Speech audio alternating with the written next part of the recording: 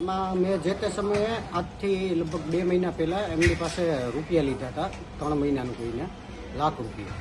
તો મેં છતાંય મહિના દીમાં એને 1,30,000 રૂપિયા જીતવા 20%, બરાબર, અને 10,000 રૂપિયા એને પેનલ્ટી આપી હતી, બરાબર. તોય મારી પાસે અત્યારે 3 લાખ રૂપિયાની ઉઘરાણી કરે કે હજી તારા 3 લાખ દેવાના. એટલે મેં કીધું શેના પૈસા? એટલે મેં એ રીતના વાત કરી તો મને કહે કે અત્યારે ગાળાગાળી કરી મારી દીધી. મેં અત્યારે નથી વાત કરવી, એટલે મેં કીધું કે સવારે આપણે ચર્ચા કરશું રૂબરૂમાં. ત્યાં એ પહેલાં મારી ઘરે આવી ગયા અને આ તોડફોડ કરી નાખી મારી ગાડીની. અત્યારે મારા નુકસાન કેવી રીતના કરવું બધું?